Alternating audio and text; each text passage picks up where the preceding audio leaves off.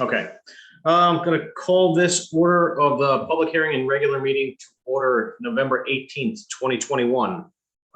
It's now 7:00 p.m.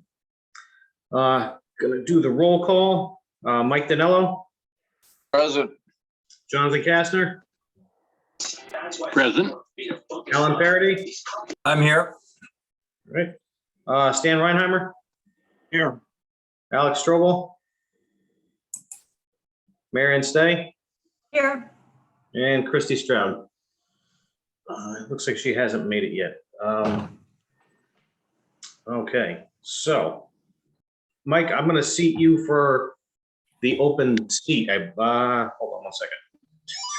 Oh, well, I can seat you for Christy at the moment, but she did say she was going to try and make it, so you may be Okay. seated.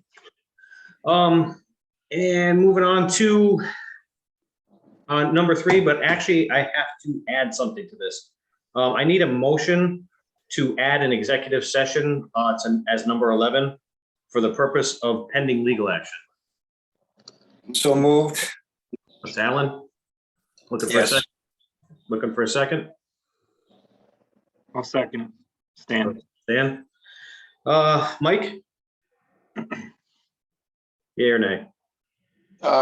Can you just explain that once more, Tony? I can reread it to you, but I can't give you any more detail than that. We need to add an executive session for planning and zoning members only. For the Okay, yes, I agree. Okay. Jonathan Kastner.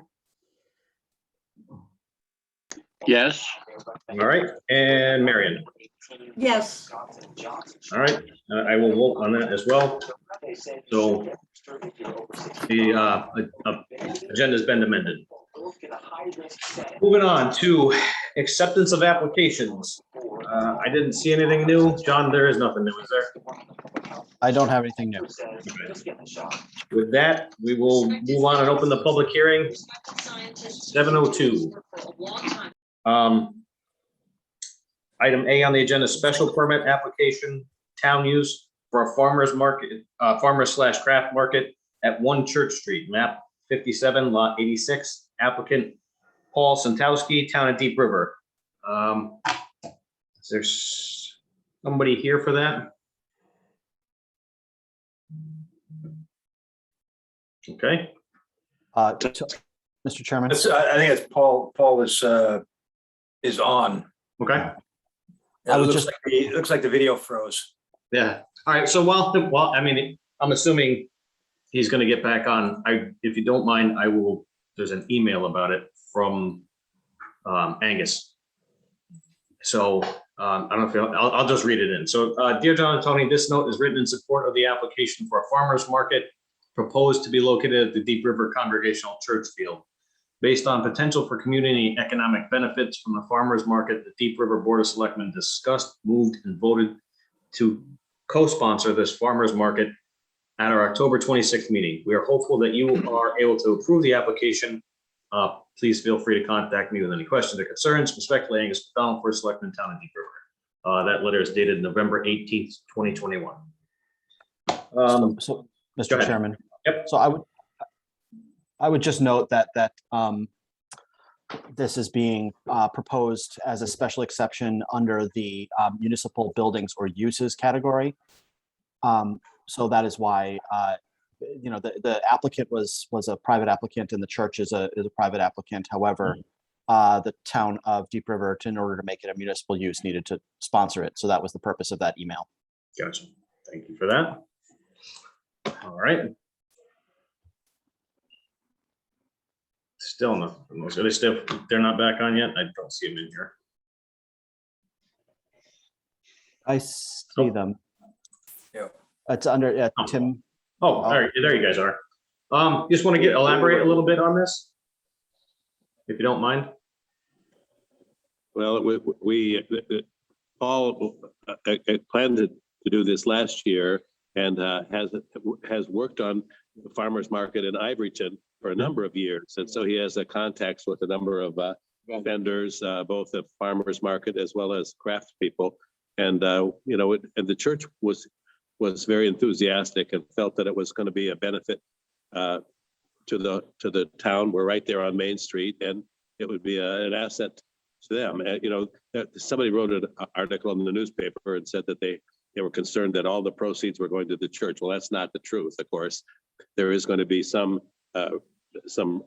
vendor rental spaces that will help, will go to the church, but of course, all the vendors will be making their own money. The main thing is that it provides an opportunity for people in the community to take advantage of this. And we talked with a number of other people, Carol Jones, who says that this falls under the category of something that the town can use for other projects that they're involved with, and as a credit for organic gardening and so forth. So anyway, it just seems like a wonderful win-win situation for the town and for the farmers, the vendors. So we just would encourage us to go ahead with this. We're ready to do this. Okay, thank you. Anything from the audience? Anybody questions, comments, concerns? I just have, first of all, I think it's a great idea and I'm sorry. really excited. Hold on one second. Who's speaking? Mike? Oh, Mike, hold on one second. I'll get to the commission. I just got to give the audience a chance. Okay. All right, anybody in favor, against? Just want to speak on general? All right, hearing none, I'd open it up to the commission. Sorry, Mike, you can jump back in if you've got something to say. Yeah, no, again, I think it's a wonderful idea, and I think it's long overdue for Deep River to partake in a farmer's market. Just two concerns, and I'm pretty sure Taco has these addressed already, is one, to make sure that what's his procedure on making sure that the property is cleaned up when the market is done. And The vendors two, will be responsible for.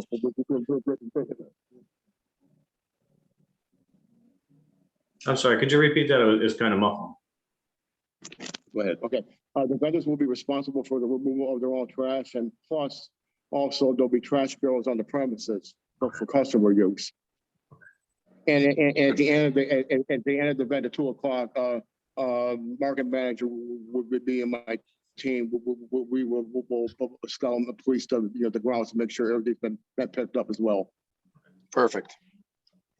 And then the second thing, Taco, was that, and I'm sure you've thought about this because you've already been partaking and running these, is that what's the line of having this not become a flea market? So I've written some notes down. What I wrote: all vendors will be carefully chosen the customer needs. What you would expect from farmers market, produce, dairy products, honey, maple syrup, arts and crafts, artisans, local handmade jams and jellies. Say, for example, if a potential vendor came to me and they wanted to sell, their spare, four tires from their truck and old tools from a shed. Obviously, the answer would be no. I'm not looking to make this into a flea market or a yard sale, tax sale, that kind of thing. Perfect. Things that vendors that would have something to offer, to a farmer's market, that would be common. That you would see, find at a farmer's market. So Taco, you make that decision yourself. Yes. So nobody can just show up and set up a table and start selling. Absolutely not. No. Good to know. All right. Anybody else from the commission? All right. Hearing none, looking for a motion to close the public hearing. Tony, I would move to close the public hearing. Thank you, Alan. Looking for a second? I'll second. Oh, there's a tie. You're gonna have to shoot for that one. Who's taking it? All right, Take it. all right, Mary, you're taking it? All right, so Mary, second. Mike? I agree, yes. Yep, Jonathan? Jonathan, Aye. thank you. Stan, Yes. and I think that's everybody. All right, moving on. Zoning text amendment application, new section 4.16.8 moratorium on recreational cannabis facilities. Applicant, Town of Deep River Planning and Zoning Commission. And let me get that up somewhere here. Okey dokey. John, you want to elaborate? I mean, But basically, they're not gonna do the vote now. guys, hold on one sec. Somebody's unmuted and drowning us out here. I just muted them. Okay, thank you. So for the record, John Guskowski, zoning officer. So this is basically a text amendment that would be incorporated into the planning and zoning regulations, the zoning regulations, section 4.16.8, a new section that would place a, I think, I'm sorry, could you scroll down? Is it 6 or 9? Yeah, it's 6 months. It's 6 month. Yep. It's a 6-month moratorium on recreational cannabis establishments, and that would include the full range of recreational cannabis establishments. So retail, production, the full set, micro cultivators, etc. It is a moratorium is allowed, and what basically this does is it hits the pause button on any proposals to planning and zoning for consideration until such time as the town figures out what regulatory approach they want to have. Obviously, ideally within that 6-month time. And that's basically it. So in absence of this, should the state get its licensing act together and you have an applicant proposing a recreational cannabis, either cultivator license or a retail license, it would be generally thought to be considered under the closest available category of land use. So a cannabis retailer would be considered a retailer and therefore subject to whatever Deep River zoning regulations apply to retailers. So in the village, in the commercial zone, it would probably be allowed under that process. And so this moratorium gives the town a chance to say, do we want to treat it the same as any other retailer or any other agricultural cultivator, and proceed that way. Great. Yeah, and then I was just going to add to that. This is, we discussed this, that's the 6-month moratorium last month. This is just the word version of what we discussed. Anyway, with that being said, anybody from the public want to speak in favor or against, neutral? I'd like to speak, Tony. Jane Samuels, Go ahead, 24 Jane. Elm Street. One, can the moratorium be extended? Yes, it could. At the moment, it's only down for 6 months. If at the end of 6 months, we don't have any regulations or we haven't met or done anything and we just rested on our laurels, we'd most likely do another moratorium. But in the meantime, I'm believing this next 6 months, there's going to be a survey that's going on to see how the town feels about this. I'm sure we're gonna have multiple meetings about it and come up with regulations to address this, because I'm under the assumption that we can't just put this anywhere anybody feels. I could be totally wrong. The town could vote the other way, but that's where we're at the moment. Speaking of the town voting, Mhm. would this come to a town meeting? If we did nothing, like John just said, then there's nothing to do and they can put it anywhere. My thought is that planning and zoning will try to have a regulation to address this in some way. I have a feeling this is going to be a long process. But would the town be able to have a town meeting to vote on whether or not they agreed with whatever you come up with as a planning and zoning commission? At the moment, if we just made a reg change, it would just be a reg change. There would be a public hearing like we're having now. And there would be a discussion about it. All right, I just want to say that I am not in favor of cannabis in town. And you said there was you're gonna hold a survey? How is that going to work? Wait, The- how do we do that? The Economic Development Commission actually has a survey asking the town whether or not this is something they would like in their town. It should be posted on the town website in the next week or two. I can get more updated information from the chair, and I can actually send that to you, Jane, if you like. I would like information on that. Okay. This on the survey. And I would like some kind of town vote on, I mean, a town meeting Mhm. with a vote where people say, raise it or vote by a paper ballot. I am in favor, I am not in favor. Okay. All right. I don't know if the state regulations would allow something like that. Okay, they actually do. That's, go ahead, John. So the town can also, I mean, what we're dealing with right now is strictly a planning and zoning function. And so it follows planning and zoning rules, which would require a public hearing, not a town vote. The town could also, and several towns have passed ordinances concerning recreational cannabis, whether it's, allowing it in town, whether it's allowing use in municipal parks or outside municipal buildings. And an ordinance does get voted on by town meeting. So should the selectmen choose to call a town meeting or a petition, I'm not sure what Deep River specific process is for calling town meetings or calling ordinances. If there's a petition of citizens that calls for an ordinance, that could certainly trigger a town meeting also. But planning and zoning is not a popular vote of the citizenry.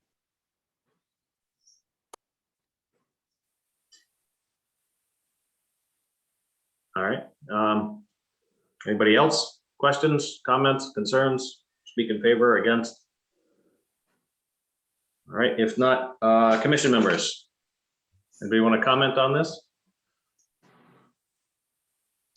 All right, No, I'm good. with that being said, looking for a motion to close the public hearing. Wait, I'm sorry. It took me forever to unmute myself. No worries. Just a question to John. Do you think the 6 months is reasonable to come up with a regulation? Well, I don't get a vote, so it's sort of up to you guys if you think you can come up with it. I mean, as far as I'm concerned, there are sort of really only three directions that this commission could go with. One is an outright ban. Two is a pretty substantial regulation and restriction into certain geographic locations under certain conditions.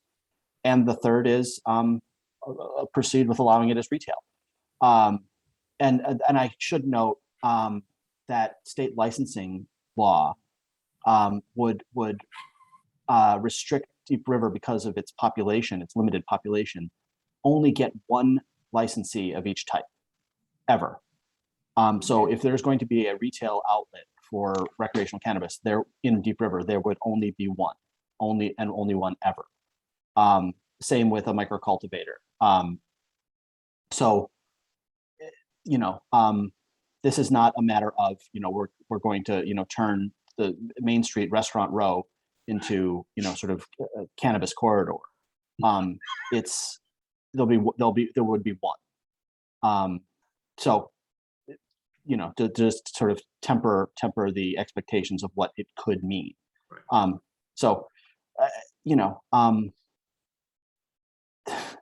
If you're on month 5 of the moratorium, someone can just make a motion to go one way or the other, and we'll have a public hearing.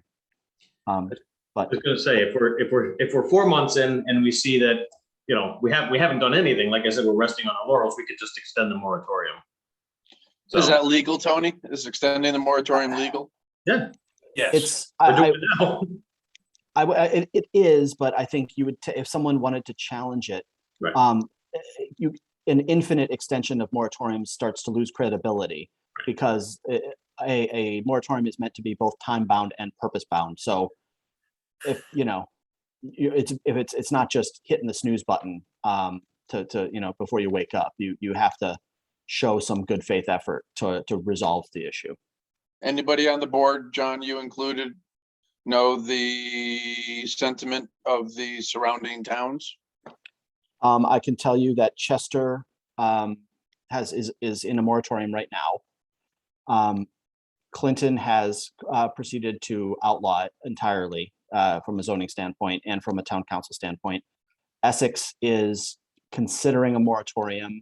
They opened their public hearing this month and continued it. Those are the towns I'm familiar with. That's enough. And I'm sorry, I believe Madison, which is not immediate abutter, I believe it's outlawing it entirely. I believe, yeah. Thank you, John. Tony, Yep. Jane Samuels again. I'm not on the commission anymore, but so I understand that Deep River can just ban it. Yes. That's not the vote we're on tonight, but yes, you can. That's one of the alternatives. Yes, Thank you. you're welcome. Anybody else? Commission or audience? Yeah, Tony, I just wanted to speak to the 6 months. I think 6 months is a very reasonable time frame, and I think we have a responsibility to take a position within that time frame, because if there is a citizen of Deep River that is interested in pursuing this, we need to come to a decision, because again, it may be time sensitive for the individual, so we don't want to just kick the can down the road and not make a decision. I think we have a responsibility to solicit the sentiment from the town, from the citizens, and act accordingly. John, just out of curiosity, is a survey for just that hard to put together? Is that something we could do and just put it on the town website Yes. outside of, We could- outside of the EDTs? Yeah. I don't want to step on their toes, but we could put up a survey tomorrow morning. Sure. Okay, maybe that's a good idea, because we keep talking about the EDC one. I haven't seen it. So maybe that's the best course of action. Here, here. I mean, we got a few months to study it anyway, so maybe that's the best course of action. Anywho, looking at, Your Honor, go ahead.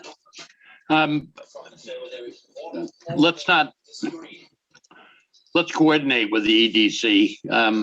Absolutely. And I'm just making it on the record, yeah, so that we don't step on people's toes. Nope, I don't disagree with you. Thank you. All right. Do you want to say anything about them bogarting the survey or anything like that? Nope. I was gonna ask for a motion to close this portion for the public hearing. I just So moved. mentioned that it seems to me that a farmer's market and cannabis might be good partners. Right. We have to ask Taco if that's something he wants to put on there. All right. In all seriousness, I'll second the motion to close the hearing. I forgot who put it forward. I believe I Mary Ann. did. That was Marion, seconded by Yes. Alan. Mike, Yes, Jonathan. Jonathan, There I am. there you go. Thank you. Dan? Yes. Alrighty. The here I am was a yes? I think it was. Roger on that. Here I am as a yes. Moving on, number 5, audience of citizens. Citizens may address the commission on items that are not on the agenda. Anybody have anything they would like to discuss? Yep. Yes, Fire away. I went up to the town hall for your meeting. Yes, I didn't know it was only on Zoom. it is. It says right on there, conducted remotely using Zoom, right on the top of the agenda. Yeah, but I mean, a lot of them are Zoom plus, but okay. So It wasn't- go ahead. It wasn't exactly a long trip. I was gonna ask you that. I know it's quite far for you to get to the town hall. I just walk across the street and up. That's it. Right. So, But I was just kind of surprised. so quickly, just I was gonna address this anyway. This has come up. I do attend quite a few planning and zoning meetings. I try and stay away from wetlands, ZBA. Most of them, actually, in fact, all the ones I've attended are still Zoom meetings. I mean, if John is aware of any that are in person, he could pipe up, but I don't know. Well, I haven't experienced many that are exclusively in person. I know Chester does a hybrid. Yeah. Meeting. Old Saybrook does a hybrid meeting, where there is both in person and remote options. But both, well, Chester doesn't have the technology. Old Saybrook definitely has the technology to handle that. Yeah. We're working on making sure that the auditorium is properly wired and equipped to do well. I mean, Jane was not participating.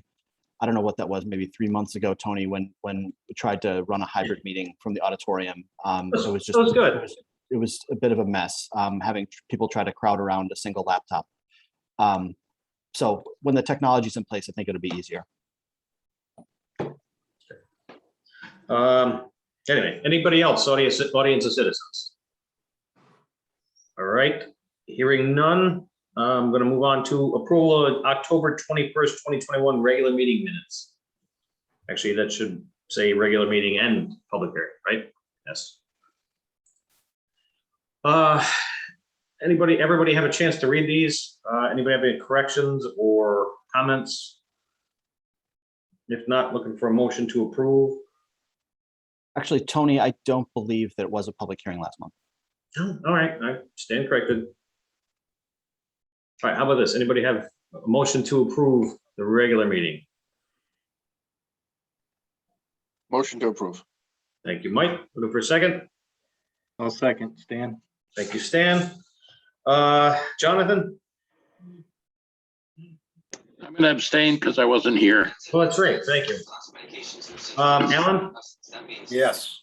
and Marion? Yes. Thank you, guys. New business, proposed interboard meeting schedule for 2022. I just typed this up quickly. I know we were having them every like 3 months-ish, between planning and zoning. Originally it was planning, zoning, inland wetlands, and economic development. And the land trust heard about it and they've been showing up and they're quite interested in staying on and doing this. I think it's working well. We've gotten quite a lot of comments. If you guys are okay with this, we don't actually have to act on this tonight.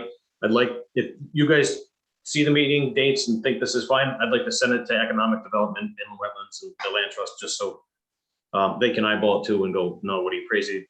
July 13th is my birthday and I can't go. But if not, if you guys are okay with this, I will send this on to them. I'm good with it. Looks good. All righty. Yeah. Thank you, guys.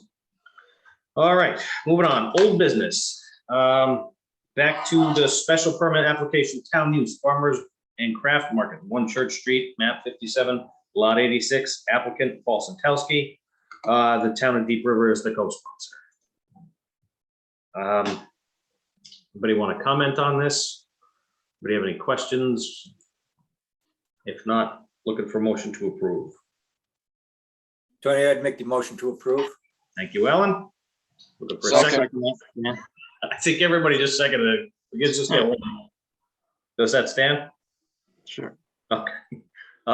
Mike, Yes. Jonathan, Yes, and Marion. Yes.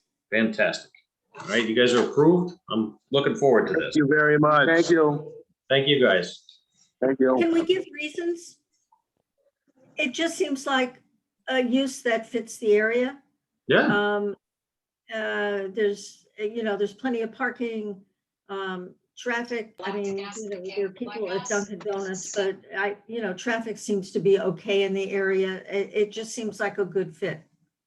I was going to mention that the food pantry across the street seems quite crowded, but they manage the traffic quite well.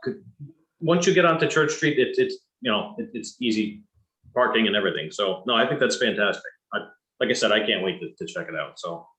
Tony, I'd like to add that, I mean, this is absolutely in line with the Yeah. plan of conservation and development and with the really the traditional intent of a town green. I think that Right. this is, is kind of an exceptional use and absolutely appropriate and perhaps overdue. So good luck to you. Yeah, thank you guys very much. This is Jonathan. Yeah, Jonathan, fire away. The more traffic, the better. People, I'm serious. When we redid the center of town, everybody was saying, oh, there's going to be accidents and this and that's going to happen. What happens is when you crowd the street up, people pay more attention. Yep. And so let's go. Good idea. We're getting you out there with a vest to direct traffic too, so you better be ready, Jonathan. I'm always ready. I'll put them on the payroll. All right, so With that all being said, moving on to item B, zoning text amendment application, new section 4.16 moratorium on recreational cannabis facilities, applicant Town of Deep River Planning and Zoning Commission. Okay, anybody from the Planning and Zoning Commission have anything to add, questions, comments? If not, looking for a motion to approve. I'll make the motion to approve. Dan? Thank you, Stan. Looking for a second. Jonathan? Thank you. Mike, Yes. Alan, Yes. and Marion. Yes. Fantastic. All right, I'm gonna close some of this stuff because I'm pretty crowded here. Zoning map discussion for the village commercial and village mixed, or the VMD village, there's village mixed use, or there's too many of these. Sorry, that should be VM, yeah, should be VMU. Okay, anyway, John, you were gonna So, put together this. Yeah, so that's the wrong thing. I actually, Tony, I just put in the folder, a new document, that I had neglected to put in, mostly because it's unfinished. It's called VMU VC comparison working. I don't know if you can see it in there. Yep. So I started doing kind of a rundown of all of the uses that are allowed in the use table, or are considered in the use table that are allowed or prohibited in the village mixed use and the village commercial district, and started comparing them with, a kind of a draft first cut at what a proposed unified adjustment might be, and was frankly quite taken aback by how different those two zones, which are in immediate proximity to each other in a relatively small geographic area, how very different those were, and frankly stopped because it seems to me we need to start with a bigger discussion about what was the purpose, or what is or should be. We can talk about what was, I suppose, but what is or should be the purpose of each of those districts, to better sort of flesh out what uses we're talking about. And so you can take a couple of them, like adult daycare facility, level 5 there, for instance, a special exception off of Main Street, meaning not on Main Street in the village mixed use, but not allowed at all in village commercial. Or similarly, membership clubs, a smaller membership club of 3,000 square feet, special exception in village mixed use, not allowed at all in village commercial. I think we need a little bit more of a philosophical discussion, and not to kick the can too far down the road, but in principle, that philosophical discussion should come as part of the plan of conservation and development, I think, of what we want, sort of the core of Main Street to be. So I, not wishing to, I could have filled this out and we could have that debate, but there are, if you scroll down, Tony, I think there's something like 55 different categories. Right. So we could have a point by point discussion, but I think we need to back it up a little bit, and kind of have that philosophical discussion. And so it's kind of up to you if you want to sort of chat about this stuff now, or let's do some bigger picture planning first. I was just gonna mention you're off by one. There's only 54. 54. Okay. Anyway, Well, you know, there's still some sub numbers in there. 51A. Come on. Right.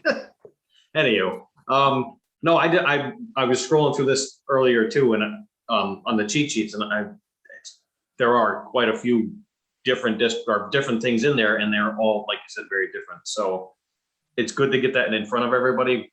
And I think mostly everybody's going to agree that this is probably a longer discussion than just tonight. But I think it's important to try to get to the specific intent, to kind of distill it down to what is the fundamental difference between a commercial use and a mixed use. And it's been my experience that a mixed use is a mix of commercial and residential uses. And that's where you get, you know, and it's very much appropriate in the center of town, where you're either promoting kind of that mixed use. You want some evening occupancy of the downtown area, that type of intent, or vice versa, allowing some of the commercial to move into a residential district where you know, facilitate the ma posh shop type things out of the home. So I think we need to make a distinction. What is the intent of the mixed use? Is it to try to bring to bleed some of the commercial use into residential, or is the intent to bleed some of the residential into the commercial zone? But I think that's in terms of a planning discussion. What's the intent? The important thing here too is that these are village districts, and the village districts were established really to preserve kind of that traditional small town which had the mixed use. So we need to keep that in perspective of the village perspective. How do we mix this and put the bounds on that? So I think this discussion is long overdue. I'm very much in favor of seeing the residential bleed into the commercial Main Street. The second floor occupancy. I think that was very much a driver of this this change in our regulations. At the same time, there was a discussion of trying to facilitate these, businesses, home businesses, which is also a very traditional model. So, I don't know if the discussion is about trying to consolidate this, say, yeah, it should be a consolidated zone that does bleed these two, or if we're talking about defining that line where it's purely a commercial zone, or it's, do we really want to draw that line in the sand, between these two zones? So I think, to just piggyback on that, I think sitting with this and the zoning map and doing a planning meeting is probably the best way to go back about this. I mean, we did one, and then, there's COVID's happened, and everything, you just run out of stuff, you run out of things, but I think we have to get back into that to address this. And I think a sit down is definitely in order for that. Yeah, because guys, I keep hearing this word village district, village district, village district. It's in a lot of the previous plans of conservation.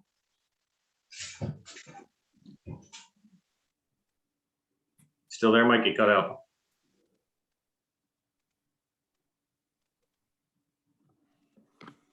All right, we'll wait for him to chime back in. But again, I mean, if you guys are available to do that, I think we should have another meeting, at the town hall, sit down and do that. I think one thing we're hitting the mark on village district. Mike, you cut out for that entire spiel you gave. We got the first word and the last word. I'll say it again because There you go. it's fresh on my mind. Yes. I've read in many of the previous plans of conservation that Main Street, Deep River, it's a priority in our future planning. I'm not quite sure we're hitting the mark on village district with 40,000 cars a week traveling through our downtown area. I'm not sure we're either taken advantage of or we're being taken advantage of. by not creating a village district. Because it's certainly far from what one would consider an attractive traffic pattern. So, you know, this is definitely conversation for future meetings, but I just want to throw that out there, especially to John, because I think he needs to take a closer look at this to see if we're being totally honest with ourselves on how we're going to develop our downtown area. So, and Mike, if I can pursue that a little bit, are you talking about basically traffic circulation, pedestrian circulation, and things that happen in between buildings, or the way that the buildings and uses themselves are aligned? Well, I mean, I think that it's twofold, John. I think while we can move ahead with creating great mixed use of properties along Main Street from north to south, I think we need to know that the traffic that's traversing our Main Street is not just because we're an overflow to Route 9. Because it's never going to create a village type atmosphere if we're a 40,000 car a week, when we have 3,000 residents, 1,500 cars. There's something askew there. We don't have that many businesses in towns that's supporting 40,000 cars a week. So this is a fight that I'm happy to have, which is to say, to fight on behalf of Deep River, not debate you, Mike. The challenge. You don't want to bait me. The challenge, of course, is that it's a state road. Main Street is a state road, and the state gets to say what happens there. And so I think, because it is such a well-settled and historic village center, I think we have a very strong argument for pushing the state on things like traffic calming and more pedestrian facilities and, sidewalk upgrades and things like that, that would slow traffic, that would encourage people to stay the hell on Route 9, for instance, if they were just passing through. But that will be a battle, and I'm happy to take Deep River side in that battle. But yeah, that will start with the planning. And I'll just add one more thing. I think we're fortunate enough to have that argument, in that we have a major. Jonathan's got his TV on there. Yeah, I keep trying to find him and mute him. We're fortunate to have, and I know Jonathan just made a comment, the more cars, the better. That's fine, but As long as they stop, they have to stop. Well, we have posted state laws that those cars don't, and people cutting through don't seem to honor. No, I mean, they have to stop in our town. You can have them come. I mean, it's great that they cut through and everything, but we want them to stop here. Right? I mean, we want them to shop here. We want them to stop here, come to our town. I mean, so. One argument from DOT was, well, where are you going to put them? Well, we have a multi-million-dollar highway a quarter mile west of our Main Street. So if they don't want to do business here, right, that's a perfect opportunity to go someplace else. Well, that's another reason to add a planner to our arsenal here. Absolutely, which we've been trying to do. So, go ahead, Jonathan. Go ahead. I know you're jonesing to say something. That was so nice to hear the phrase traffic calming. I've been yelling about this for years, and a lot of DOTs don't like it because they want traffic to traverse the road and just keep moving. We can put all the cops, and I've said this many times to Mike, who can shut his ears off if he wants. We can spend all the money we want having cops out there with radar. The best thing to do is to build some structures that are permanent. Anyway, well, I'll be happy to talk to you about traffic calming. So to add to that, I always hear this come up, and I always want to throw this hat in the ring, is downtown Madison, their Main Street is also a state road, and they've done an incredible job. I think. I don't give them much credit because I have to work there, but I think their downtown is set up pretty nicely to slow traffic down. So if we could And strive for that. John, Clinton's Main Street, Clinton's Main Street is also a state highway, and they've done a pretty good job of traffic calming just by not being able to get the heck through Yeah. all the You're traffic right. lights. And it's a Make the different roads approach. narrower. That's right. Okay, we'll try that. So with that, we clearly need to have a planning meeting. So, John, whenever you're available, if you would shoot, can we do that? Can we just have you shoot us an email like, hey, can you guys come in on a Wednesday at 9 o'clock and whoever feels like it from the commission can go? Does it have to be? Yeah, well, we can post it as a, as a special working session or something like that. But yeah, sure, certainly. That sounds good. For the, So maybe toward that discussion, week after Thanksgiving, perhaps. Okay, that sounds good to me. toward that discussion, I know we've got the districts in place. I think that one thing that would help the conversation is if we have any record or visual that shows where in fact we do have mixed use, where we have mixed use occupancy with, residents upstairs and commercial downstairs, or any of these other examples of what's defined as being permissible in each of these districts. So we've got the districts in place. What is the actual situation? Is there a seed of this that has been established that we do have that traditional model of a, commercial first floor and residential second floor? Because I think that should be part of the discussion. I think to Mike's point, how is this going to be realized? Do we have a precedent? Is there a demand for it now that we've had these districts? So I'm not sure how we would map that, if there is a way to extract that data and create a visual, but I could think of a way. I don't think we're ready for it yet. A nice GIS system. When we were just sitting there, you could click on it and go, this is this building, that's this. So. no, I understand, but if that tool's not kind of mobilized yet, is there a way that we can at least get a sense that we have this pattern, or is it a pattern that we're hoping is going to emerge? If it's not emerging and it is something that we want because we put it in place, how do we incentivize this to happen? Or what else needs to happen in order to facilitate that pattern of development? Clearly, it was a desire.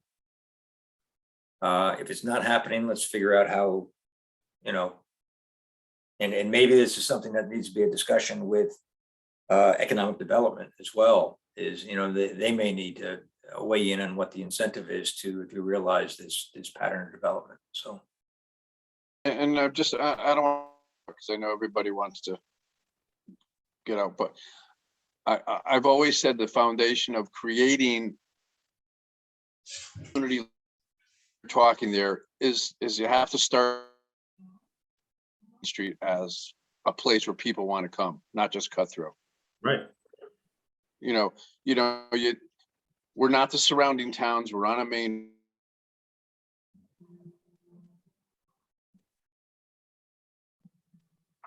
They come to Adams and get out. And they come to Walgreens and get out. So it's a fast entry and it's a fast exit.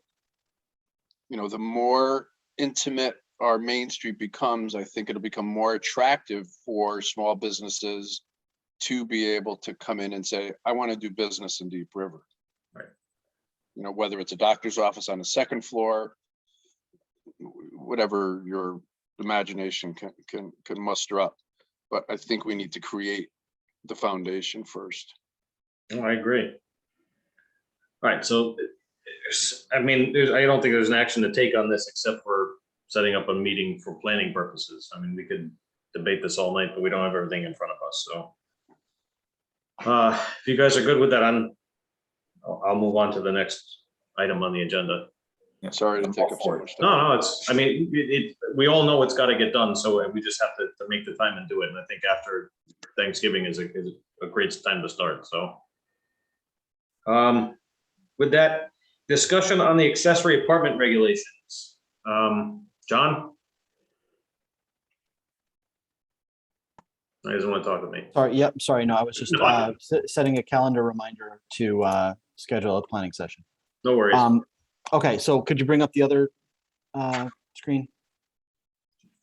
So to follow up, so some previous discussions in June, it's, This one, or I got the wrong one? Hold no, on. I don't see it up there. You want to share the screen? Do you have it available? Yeah, I can do that. All right. Hang on. Tony, you're showing your menu for Thanksgiving. I know, that's all right. It's deep fried turkey and broccoli casserole. There we go. So you got it? I think you should No. be able to share. Oh, okay. So that's the state law that you put up there. Okay, I'll share. Yeah. All right. So can you guys see that? There we go. So, okay, so Public Act 2129, which was a major overhaul of the zoning enabling statute, which is section 8-2 of the statutes, changed the way municipalities should deal with accessory apartments. Now, to be clear, the town or the state did put into this statute an opt-out. So the state basically set new default zoning provisions for every municipality in dealing with approving accessory apartments.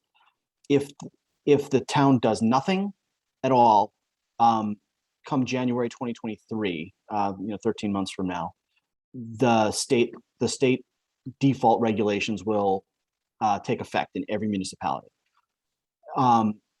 The town has sort of basically three choices, similar to cannabis. It could do nothing and let the state regulations govern. It could adjust its own regulations to bring them into compliance with the state standards for accessory apartments. Or the third is it could choose to opt out and replace the state standards with its own. And that opt out would require a public hearing and a 2/3 vote of the Planning and Zoning Commission, followed by another public hearing and another 2/3 vote of the Board of Selectmen. So it's a two keys needing to turn the nuclear codes there. If either board wanted to block the opt-out, it could. Both would need to approve. So in order to sort of help our decisions in Deep River about where we want to go with this, I put together sort of a comparison of what the state statute says now, which is the first column, which is Public Act 2129, Section 6.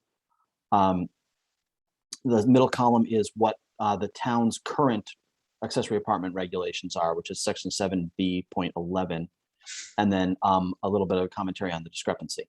So in a nutshell, the state guidance basically requires accessory apartments to be treated in basically an identical fashion to single family residences in all residential zones. So which is to say, as of right, a straight zoning permit from the zoning officer administratively with no commission meeting required, with no public hearing required.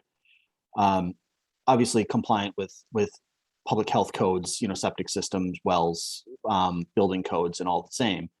But it also prevents any different sort of bulk and loading standards to be applied to the accessory apartment that are not currently applied to the primary unit.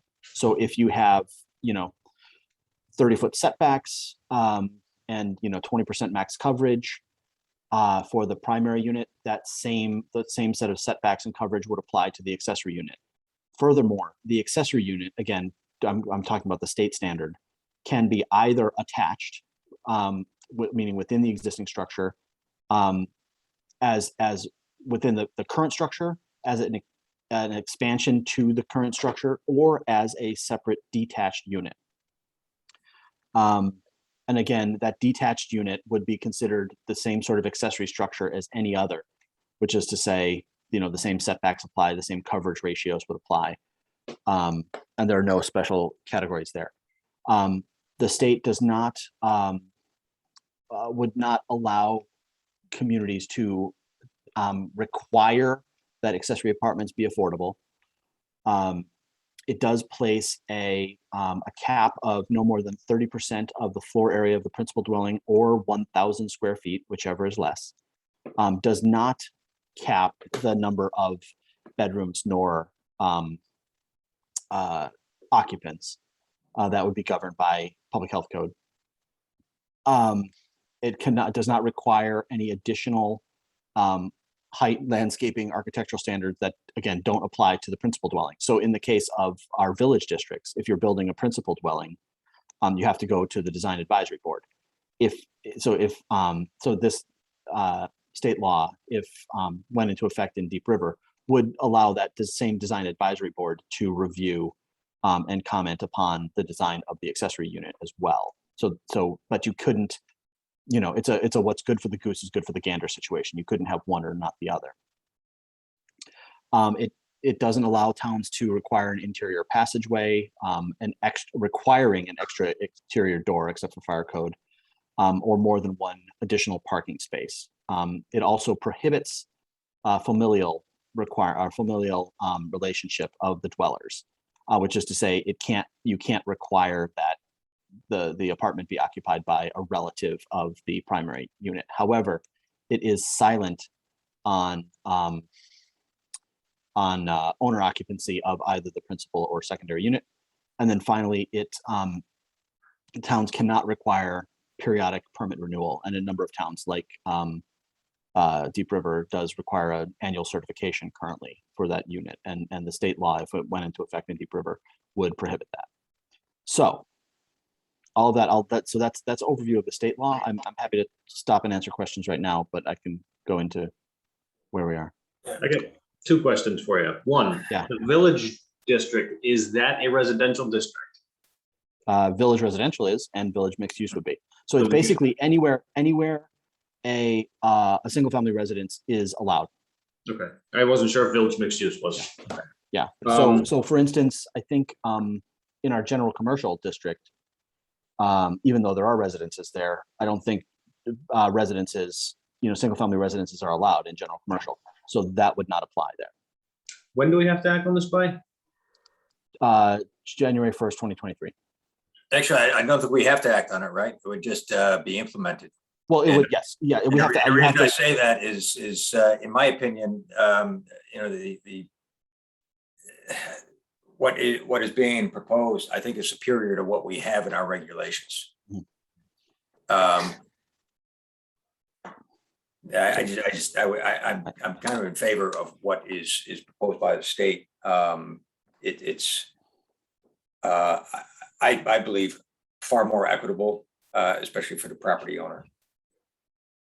So yeah, and I mean, and that's the thing to remember is that what this does is it basically provides the owner of every single family residence with the opportunity to expand their use and expand potential income on their property.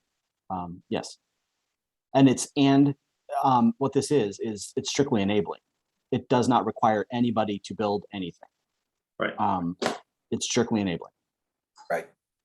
Yeah, I found some of our regulations to be, almost arbitrarily restrictive, especially when it comes to, it's a permissible use, and you can't expand your footprint where it'd be allowed for your personal residence, but you can't expand it for an accessory apartment. To me, it just defies some common sense and common property rights. I'll let other commissioners speak. Thank you, Alan.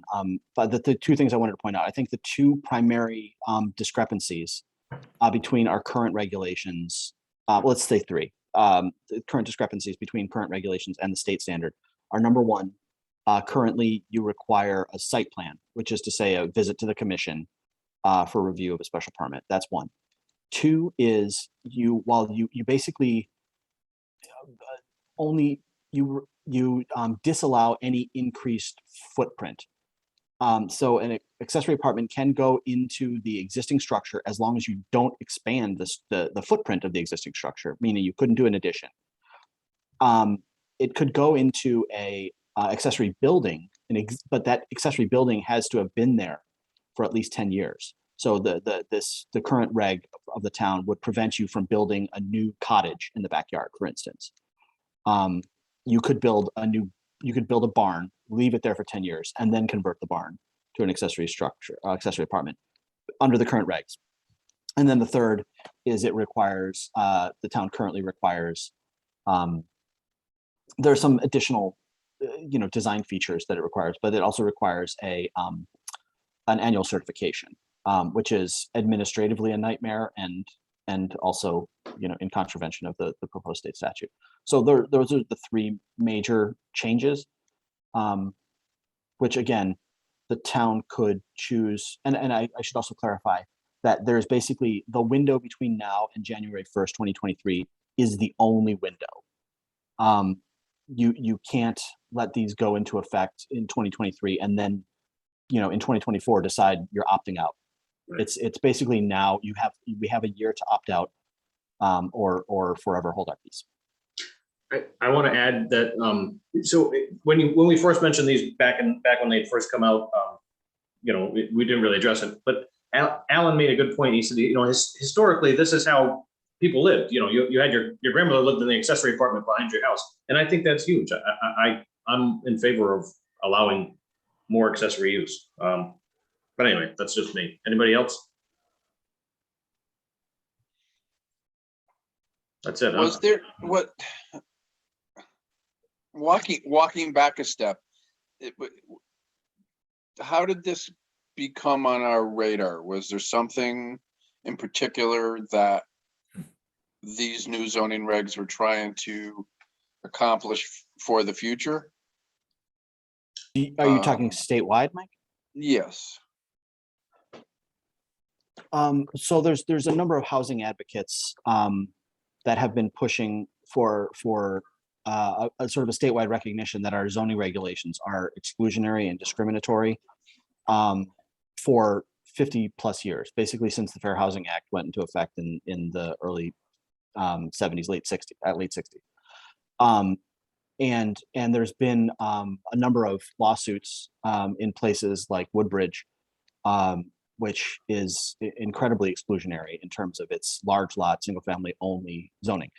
The more proximate issue, and so these issues have been bubbling up for a long time. There's been fair housing working groups at the state level that recognize that zoning is a problem. And in fact, the White House, towards the end of the Obama years, I think in 2018, 2019, published a nationwide study from the White House talking about how local zoning regulations are a primary inhibitor of fair housing and of housing opportunity in the country. And Connecticut is demonstrated to be one of the most discriminatory and restrictive zoning environments in the country. And so it kind of came to a head last year, basically in the middle of 2020. I think catalyzed somewhat by the death of George Floyd and a recognition of unequal outcomes for white people and people of color.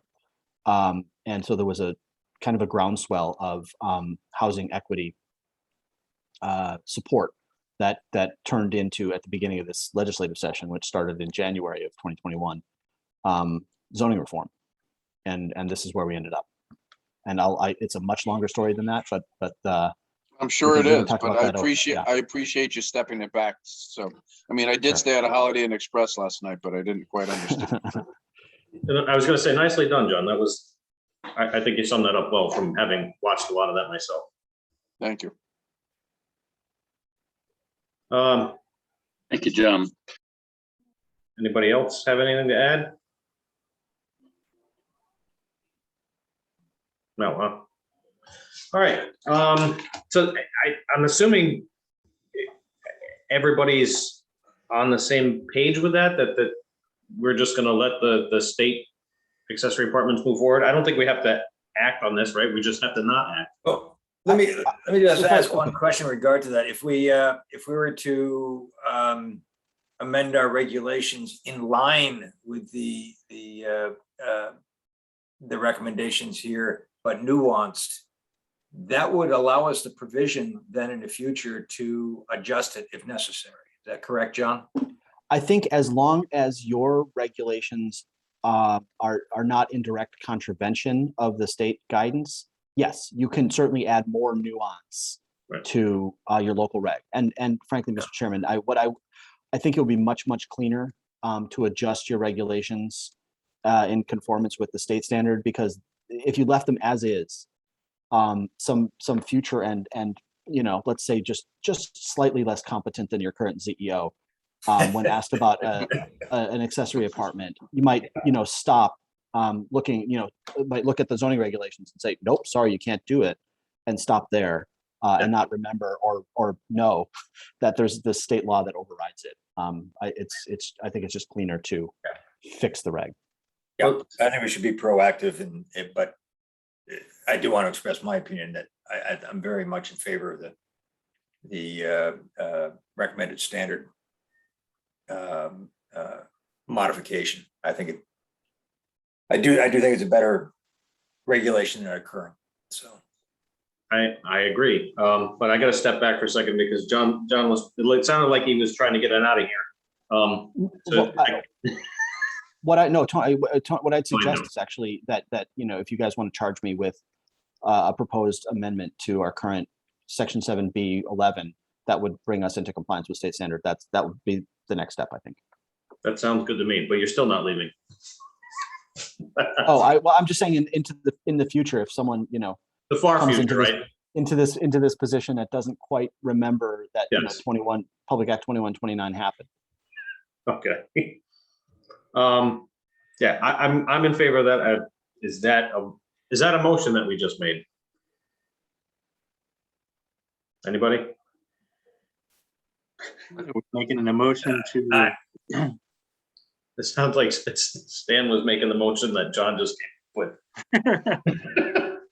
Is that what we're doing? Okay. Looking for a second. I'll second that. Thank you, Alan. Jonathan. Oh, sorry, Mike. I go in alphabetical order. I skipped you. Yes. Jonathan Yes. and Marion. Yes. Fantastic. All right, moving on to reports. ZEO. Well, so some of the ZEO report will be covered under executive session.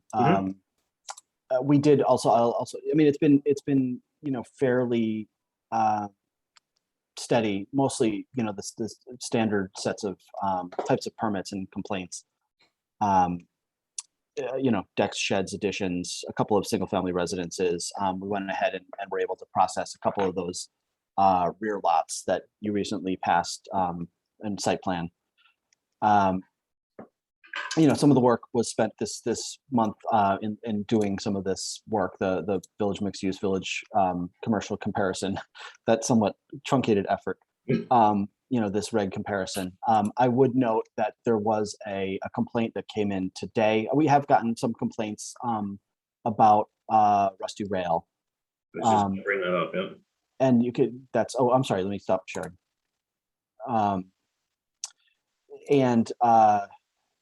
Some of them are related to noise and lighting, which we will be able to address. A lot of them also deal with the number of vehicles that are parking frequently on 154 across the street, creating potentially unsafe condition, which I can acknowledge and sympathize with. That's not a zoning issue. It's a public safety issue. State police on 154 have been made aware of this and are trying to figure out what the best approach is. Because we basically can't penalize a place for being popular, but we want to make sure that they're safe. But again, so this complaint just came in today. I will address it, but we are aware that Rusty Rail has been a bit of a victim of their own success and perhaps a a bit careless about their attention to the regulations and promises that they made. So we'll deal with that. And Tony, I'm happy to say that the GIS contract is signed and in process, finally. Okay, I gotta turn my camera off while I do a dance over here. Yeah. That's great news. And so then, I will, spend about 3 seconds thanking our first selectman and then spend the next couple of weeks bugging him about the next step, which is virtual meeting technology and computer upgrades and things like that. So. All right. Good. Thank you for Thank doing you for that. that. See? Yeah, I'm happy to answer questions that people may have about activity. Anybody? All right, if not, anything from the attorney? And engineer? Nothing.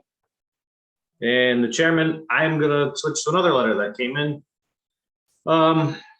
So I just got this, and it is Deep River Zoning Commission. It's a letter dated November 18th, the meeting. Although it is not on the agenda, we have reason to believe that the subject of private signs on town property in a small circle at the top of Long Hill Road might be brought up this evening. I would like to request that that discussion be deferred until I am able to attend and represent several residents who would like the town's zoning regulations be upheld at this small community circle, remain free of private signs, no matter how well intended. If one person is allowed to have a sign there, then anyone can put any sign there. And where does this end? This issue is being dealt with through the first selectman. Note, I am not able to attend tonight's meeting because I am doing a talk for the Deep River Historical Society this evening. Respectfully, Jerry and Jerry Roberts, 35 Marywood Lane, Deep River, Connecticut. I will say I've heard nothing of this. I've heard nothing of this either, and we're not talking about it tonight anyway, so I will take a ride up there and check it out, unless anybody has some firsthand knowledge that they would like to throw at us. If not, I just want to make everybody aware of this. Well, I mean, I'm just gonna say, I agree with Mr. and Mrs. Roberts. I think the abuse of small lawn signs, no matter how well intended, I think it drags down the optics of a town. Just my opinion. All right. With that being said, anybody else? If not, I gotta move on to budget, which I don't think we have anything for yet. All right, I'm gonna go just check, make sure there's nobody else in here. Stand and see. Okay, I need a motion to enter executive session inviting John Duskowski and Nancy Howard. So moved. All right, who was first and who was second? This is Jonathan. Sorry, Jonathan was first. Mary, you were second. Yes. Mike, Yes. Alan, Yes. Dan. Stan, you still there? Sorry, it's muted. And myself, yes. And let me make sure I have to stop recording somewhere, somehow.